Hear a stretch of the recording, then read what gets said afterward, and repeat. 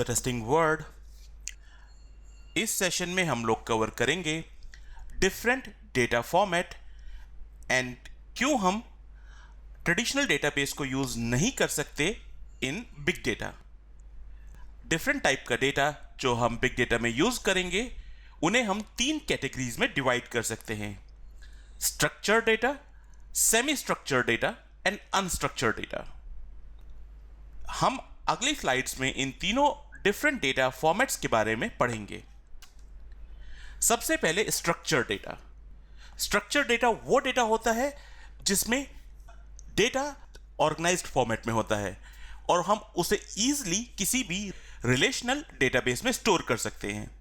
जैसे कि हम इस स्लाइड में देखेंगे, यहां हमारे पास बहुत सारा डेटा है, पर्सन से रिलेटेड, उसकी पर्सनल डिटेल से रिलेटेड, उसके हैबिट्स से रिलेटेड, सो बहुत सारा डेटा हमारे पास है और हम इजीली उस डेटा को स्टोर कर रहे हैं इन डिफरेंट डेटाबेस टेबल्स। सो ऐसा डेटा जो ऑलरेडी स्ट्रक्चर फॉर्मेट में है और वो इजीली रिलेशनल डेटाबेस में स्टोर हो सकता है, उस डेटा को हम बोलते हैं structured data. Next is semi structured data. ऐसा डेटा जो कि ऑर्गेनाइज्ड फॉर्मेट में नहीं है, हम इस डेटा को डायरेक्टली किसी भी डेटाबेस में स्टोर नहीं कर पाएंगे, बट ये डेटा एक ऐसी फॉर्मेट में होता है, चेंजेस करके उस फॉर्मेट में ला सकते हैं जहां पर हम उसे डेटाबेस में स्टोर कर पाए, और मैं कह सकता हूं रिलेशनल डेटाबेस में स्टोर कर पाए। तो ऐसा डेटा जो बाय डिफॉल्ट स्ट्रक्चर्ड फॉर्मेट में नहीं है, लेकिन कुछ चेंजेस करने के बाद वो स्ट्रक्चर्ड फॉर्मेट में आ सकता है, that kind of data is called semi structured data. Semi structured data में कुछ टैग्स होते हैं, कुछ मार्कर्स होते हैं, हायरार्कीज होती हैं, जिसके बिहाफ पे हम उस डेटा को पहचान सकते हैं और उसे रिलेशनल डेटाबेस मॉडल में ला सकते हैं। एग्जाम्पल है XML files, JSON files, EDI files.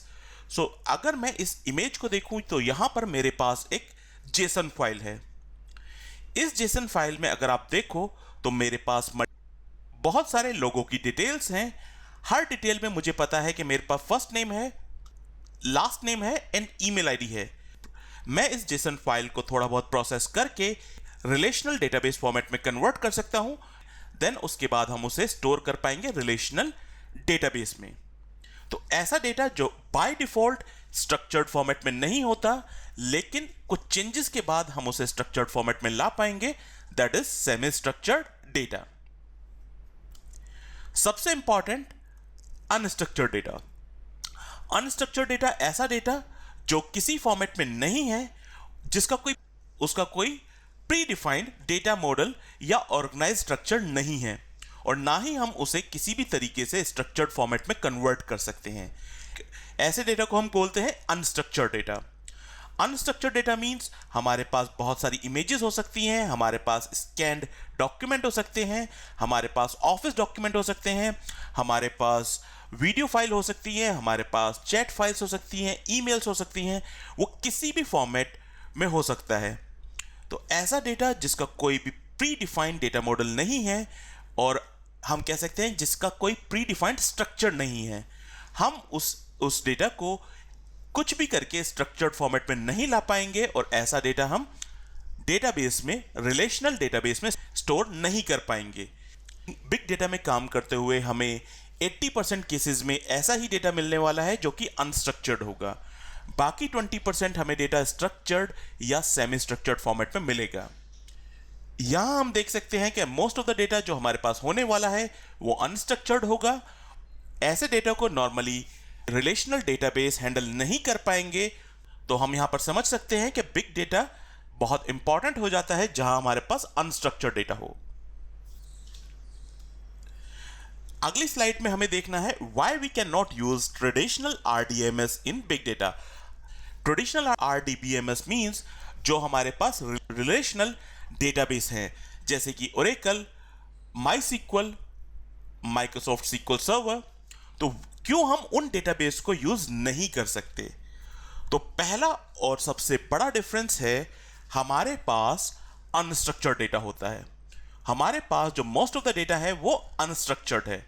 Traditional database mainly support करते हैं स्ट्रक्चर डेटा को, जहां हम डेटा रो एंड कॉलम की फॉर्मेट में स्टोर कर पाए। अनस्ट्रक्चर्ड या सेमी स्ट्रक्चर्ड डेटा हम डायरेक्टली इन डेटाबेस में स्टोर नहीं कर पाएंगे।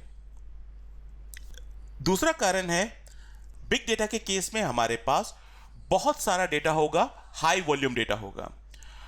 हमें उस हाई वॉल्यूम डेटा पे बहुत सारी प्रोसेसिंग करनी है, और अगर इस प्रोसेसिंग को फास्ट बनाना है तो हमें पैरेलल प्रोसेसिंग करनी होगी। पैरेलल प्रोसेसिंग हम बिग डेटा में करने वाले हैं। Traditional database directly parallel processing support नहीं करते, बट हम पैरेलल प्रोसेसिंग उन डेटाबेसेस में कर सकते हैं, but it will be very expensive. तीसरा reason, huge volume of data. हमारे पास जो डेटा है उसका साइज बहुत ज्यादा होगा।